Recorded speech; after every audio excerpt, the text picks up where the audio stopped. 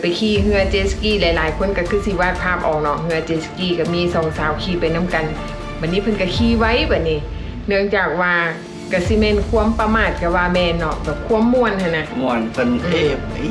เกี่ยวว่าอะไรขี่เจตสกีมันต้องมีลวดลายเนี่ย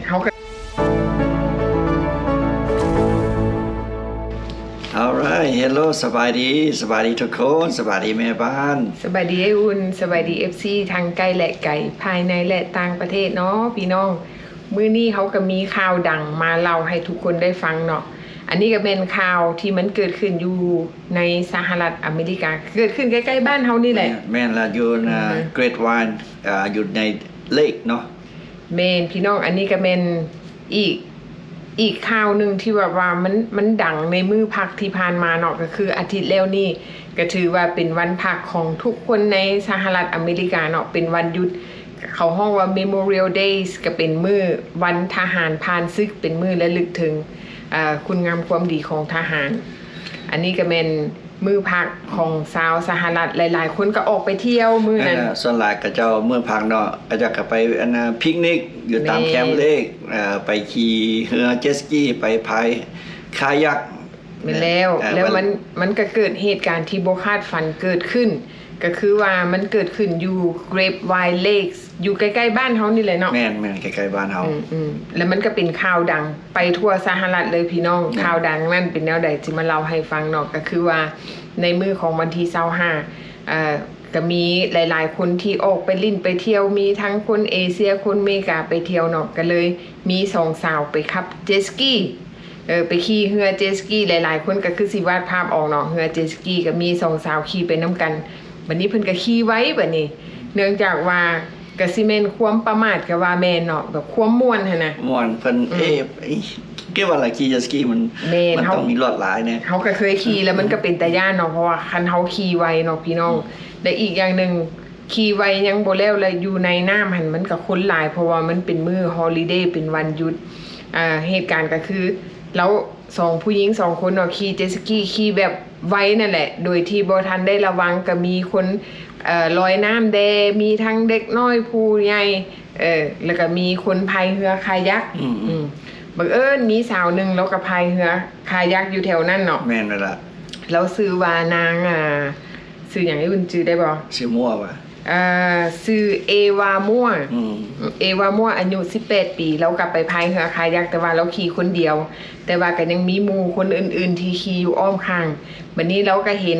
เรือเห็นพวกเจ็ตสกีขี่มาไวก็รู้สึกแบบว่าบ่ปลอดภัยเราก็พยายามหลีกณตอนนั้นณขณะนั้นคือสิแม่นหลีกบ่วิดเฮ็ดให้เรือคนขับเจ็ตสกีน่ะมาต่ำเอาเรือของเรามาต่ำเอาอยู่ด้านหลังเนาะเฮ็ดให้แบบว่าต่ำแบบหุนแฮงเฮ็ดให้ถือว่าสิว่าจังได๋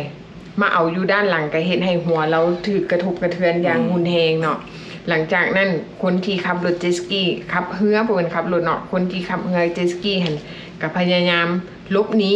แต่ว่าคนอยู่ในหั่นไปซอยแม่นบ่นั่นแหละก็จะกระซอยขึ้นมาแคมป์ฟังเฮากับก็มีแคมป์ฟังขึ้นมาก็ขึ้นมาซอยมาได้เนาะแม่นคนอยู่อ้อมข้างหั่นก็พยายามซอยเราหลังจากคนอยู่ทางนั้นน่ะพยายามซอยเอาเราแล้วเรียบร้อยแล้วบัดนี้คนที่เป็นคนขับเจ็ตสกีหั่นได้ทำการหลบหนีหลังจากหลบหนีแล้วก็จงไว้แต่ว่าหมู่เราที่ไปนํกันหั่นเป็นผู้นั่งอยู่ทางหลังเนาะผู้นั้นหั่นมีน้ำใจที่แบบว่าซอยเอาสาวมั่วหันขึ้นมาแล้วก็เอิ้นคนมาซอยคนอยู่แถวๆนั่นก็พากันมาซอยแต่ว่านางคนที่ขับเรือเจ็ตสกีหั่นเราชื่อว่านางหยังฮู้บ่ให้อุ่นชื่อได้บ่ชื่ออเลฮันดราเราชื่ออเลฮันดรากันซาเลสเนาะอายุ21ปีสาวนี่หั่นก็พยายามหลบหนีโดยที่มีแฟนเราหันมาซอยคนที่ไปนํกันเนาะแฟนเราก็ฟ้าวไปเอารถแล้วก็เอิ้นเราไปขึ้นรถหิบเฝ้าขึ้นรถนางก็เล่นไปขึ้นรถแล้วก็หมอนั่นหันก็ฟ้าวขับรถหลบหนีโดยที่ต่ำเอารถอยู่แถวนั้นเนาะพี่น้องรถอยู่อ้อมข้างหันก็ต่ำห้ามแล้วก็ฟ้าวหลบหนีโดยที่บ่สนใจกับคนเจ็บอยู่หันเนาะบัดนี้เขาเจ้าก็โทรเอิ้นเอาตำรวจมาบัดนี้หลังจากที่ตำรวจมาซอยแล้วเอาไปห้องหมอก็เลยได้ยินข่าวว่าผู้หญิงคนนั้นหันได้เสียชีวิตเนาะ ก็เป็นตาเศร้าใจกับคนผู้บริสุทธิ์โดยที่แบบว่าไปเที่ยวแบบมวนๆหั่นนะเนาะพี่น้องเนาะไปเที่ยวแบบมวนๆแล้วก็ถือเขาบ่นึกบ่ฝันว่าคนที่ขี่เจ็ตสกีโดยที่แบบว่าประมาทบ่คำนึงถึงความปลอดภัยของคนที่อยู่อ้อมข้างก็เลยเฮ็ดให้มีการสูญเสียการเกิดขึ้นแล้วหลังจากนั้นเราก็ได้มีการลบหนีแม่นเด้อหลังจากนั้นได้มีการลบหนีเฮาสิพาไปเบิ่งภาพบรรยากาศเนาะว่ามันเป็นจังไดไปเบิ่งเลย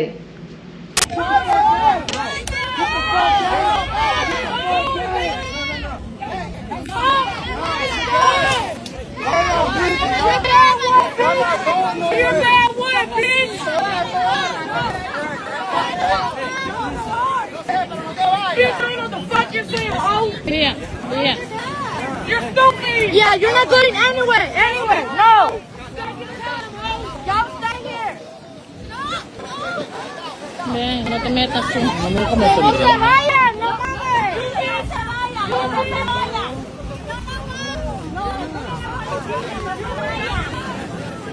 Si se van a hacer peor.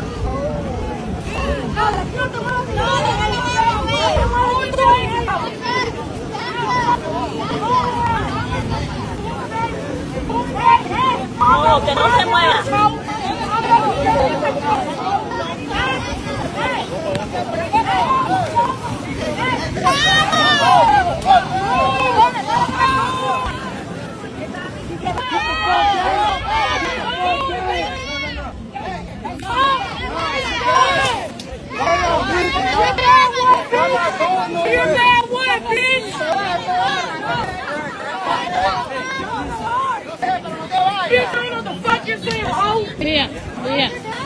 You're stupid! Yeah, you're not going anywhere!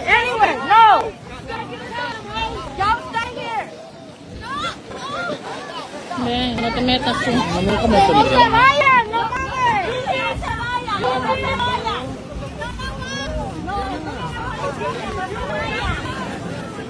Si se van a hacer peor.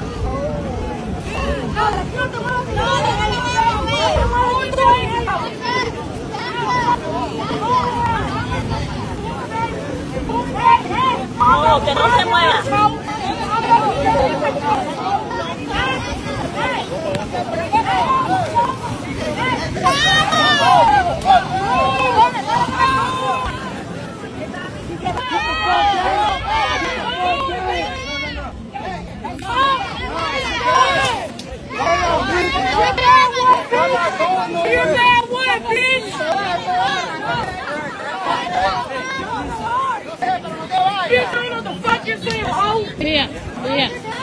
You're stupid! Yeah, you're not going anywhere! No! Y'all stay here! No te metas tú. ¡No se vayan! ¡No mames! แล้วก็ทุกสิ่งทุกอย่างก็วุ่นวายเลย เนาะเป็นวุ่นวายเนาะแต่ก็โชคดีว่าหลายๆคนมีกล้องอยู่ในมือแม่น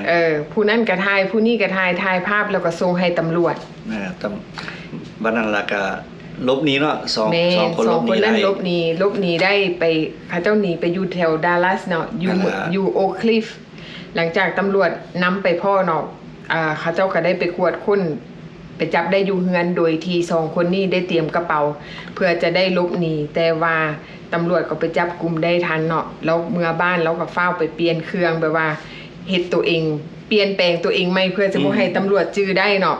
ไปลอกคราบตัวเองไว้ซั่นซะแต่ว่าตำรวจเขาเจ้าก็นำจับได้หลังจาก2มื้อที่เกิดเหตุตำรวจจับได้แล้วหลังจากนั้นตำรวจจับได้เนาะก็มีทั้งตำรวจอยู่เกรฟไวน์เดย์ตำรวจท้องถิ่นเดย์แล้วก็เจ้าหน้าที่ไอซ์เดย์แล้วก็ตำรวจกวดคนเข้าเมืองเดย์ตำรวจพวก Homeland Security เขาเจ้าก็ไปกวดเนาะหลังจากนั้นมันเซอร์ไพรส์อยู่บนว่าหลังจากเขาเจ้าไปกวดประวัติของเราว่าเราเป็นคนสัญชาติใดเข้าเมืองมาแบบใดเนาะมันก็เซอร์ไพรส์ที่เราเป็นคนที่เข้าเมืองมาแบบผิดกฎหมายเป็นคนประเทศเวเนซุเอลาเข้าเมืองมาแบบผิดกฎหมายเนาะก็ถือว่าเป็นคนอีลีโกอยู่อเมริกาแล้วยังไปก่อคดีที่แบบว่าโดยที่บ่เจตนาเนาะเจ้าหน้าที่ตำรวจก็เลย ให้ข้อกล่าวหาของเราว่าฆ่าคนโดยที่บ่เจตนา มันก็เป็นอุบัติเหตุ แต่ว่าเฮ็ดให้มีการสูญเสียเนาะแต่ว่าอันนี้แหละมันเป็นเหตุผลที่แบบว่าเป็นหยังคนอยู่อเมริกาเขาเจ้าจึงบ่มักคนอีลีโกที่เข้ามาอยู่สหรัฐเพราะว่าอย่างเพราะว่าเข้ามาแล้วบ่ปฏิบัติตามระเบียบกฎหมายอยู่ด้วยความประมาทก็คิดว่าทุกๆประเทศแต่คันเป็นไปในก็ได้ เมน แต่สหรัฐเมนอันนี้แหละมันคือเหตุผลที่พอตูทรัมป์เราอยากพักดันคนที่อยู่แบบผิดกฎหมายออกนอกประเทศคนก็สิว่าโอ้ดราม่าเลยเนาะโอ้ยมันบ่แม่นแต่คนอยู่คนอีลีโก้ดอกเฮ็ดผิดกฎหมายแต่ว่าคนลีโก้ก็เฮ็ดผิดก็คือกันแต่ว่าผิดแต่ว่าความให้แฮงของมันก็สิแบบว่ามีการย่อนยานแบบบ่ให้แฮงทอคนที่แบบว่าผิดกฎหมายอยู่เข้ามาแบบผิดกฎหมายยังบ่แล้วยังเฮ็ดผิดกฎหมายอีกนะมันหนักอยู่บ่อนนี้อันนี้ก็เป็นข่าวดังที่เกิดขึ้นอยู่ที่ดัลลัสฟอร์ตเวิร์ธเฮาเนาะอยู่เกรฟไวเลกแต่ว่าผู้ใดไปลิ่นไปเที่ยวช่วงนี้ซัมเมอร์มาแล้วเนาะจักหน่อยก็จุลายโฟนี่แม่นก็เต็มอีกแล้วแม่นผู้ใดไปเที่ยวก็ให้ระมัดระวังพาลูกหลานไปเบิ่งบั้งไฟเนาะเขาเจ้าจูดพลุเนาะอันนี้ก็ให้ระมัดระวังเพราะว่าช่วงนี้แม่นช่วงที่ทุกคนต้องได้ระวังหลายเรื่องเพราะว่าอย่างเพราะว่าเรื่องการเมืองแดคนอีลีโก้แดพวกไอมาเลาะจับคนที่แบบว่าอยู่แบบผิดกฎหมายแดเฮาบ่นึกบ่ฝันที่แบบว่าพวกเขาห้องอย่างพวกที่เกลียดชังเฮเดอร์พวกนี้แบบว่าเฮาบ่ฮู้ว่าอีหยังสิเกิดขึ้นคือสมมุติว่าคนอยู่หลายๆมันอาจจะเกิดขึ้นแบบว่าเรื่องการที่ว่าแนวใดว่ากาดยิงบ่เรื่องคนขี่รถ run over บ่แบบซี่เนาะเฮาเห็นหลายบอนนะเฉพาะมีหลายพวกประเภทที่ก่อเรื่องแม่นพวกที่ก่อความวุ่นวายในช่วงนี้อันนี้แม่นเฮาก็ระมัดระวังตัวเอาหลีกเลี่ยงบ่อนที่มีคนอยู่แบบซุ่มซนหลายๆพวกก่อการให้เขาก็สวยโอกาสยามแนวนี้แหละเนาะพี่น้องเนาะสวยโอกาสที่แบบว่าคนออกมาชุมนุมกันหลายๆยามฮอลิเดย์ยามมื้อพักวันหยุดแบบสิแหละเพราะว่าคนมารวมตัวกันเฮาบ่สามารถรู้ได้ว่าอันใดมันสิเกิดขึ้นก็คือหลายๆคนได้ยินผ่านมาก็คือเฮาไปเบิ่งคอนเสิร์ตก็เกิดมีการแบบว่าก่อการให้การเกิดขึ้นเฮ็ดให้มีการสูญเสียอันนี้ก็คือกันเนาะเฮาก็บ่ฮู้ว่าอันใดมันสิเกิดขึ้นแต่ว่ากรณีคือสาวเอวามั่วนี่เนาะอายุ18ปีแล้วก็เป็นหาก็เรียนจบเนาะพี่น้องเนาะเรียนจบเกี่ยวกับพวกทหารอากาศเป็นเรียนขั้นพื้นฐานเราหาก็เรียนจบใหม่ๆที่เตรียมจะไปเป็นทหารอากาศแล้วเราก็จะไปเรียนเพิ่มเติมมื้อคืออาทิตย์นี้ก็เป็นพิธีปลงศพเราเนาะก็เฮาก็แสดงความเสียใจมานำครอบครัวเนาะชีวิตก็ยังมีอนาคตก็บ่คิดว่าเราสิอายุสั้นเนาะเขาก็เสียใจนำครอบครัวเราอันนี้ก็เป็นอีกเหตุการณ์นึงที่เป็นข่าวใหญ่ข่าวดังที่เฮามาเล่าให้ฟังว่ามันเกิดหยังขึ้นแต่ว่าเฮาก็พี่น้องลาวเฮาเนาะไปเที่ยวก็ให้ระมัดระวังแม้แต่ตัวเฮาเองคือกันเฮาก็บ่กล้าเนาะพี่น้องคือสมมุติว่าจุลายโฟแล้วเฮาไปเบิ่งเขาเจ้าจูดพลุเนาะอันนี้เฮาก็บ่อยากไปละช่วงนี้เป็นช่วงที่แบบว่าเฮาบ่อยากไปใส่บ่อนใดคนหลายๆเฮาก็ย้านเฮาก็ป้องกันตัวเองบางคนว่าโอ้ยย่านจนขี้ขึ้นสมองอันนั้นก็เรื่องของไผของมันเนาะอันนี้แม่นแนวใดที่เฮาคิดว่ามันปลอดภัยสำหรับตัวเฮาเองเฮาก็ป้องกันสำหรับคนที่อยากไปก็ไปเนาะอันนี้แม่นเฮาเว้าให้ฟังซื่อๆเฮามาเล่าสู่กันฟังว่าควรใดสิ่งใดที่เฮาควรหลีกเลี่ยงสิ่งใดเฮาควรไปหรือบ่ควรไปอันนี้แม่นเฮาพิจารณาได้ด้วยตัวเองอันนี้เฮาก็มาโซเลน้ำกันซื่อๆอันนี้ข่าวนี้มันไปฮอดก็เจ้าห้องกัฟเวอร์เนอร์ของเท็กซัสเด้อแม่นเราก็ใจหายเลยเราโอ้จนอยากว่าคดีของเราว่าเราว่าออกมาเป็นฆาตกรรมเป็นอย่างdeath penalty เลยพี่น้องคนแฮงเลยเพราะฉะนั้นข่าวนี้คนแฮงหลายแม่นอีกอย่างนึงมันก็ตื่มให้กระเจ้าใจแห้งแบบกระตุ้นอยากให้กำจัดพวกเอลิโกออกขึ้นแม่น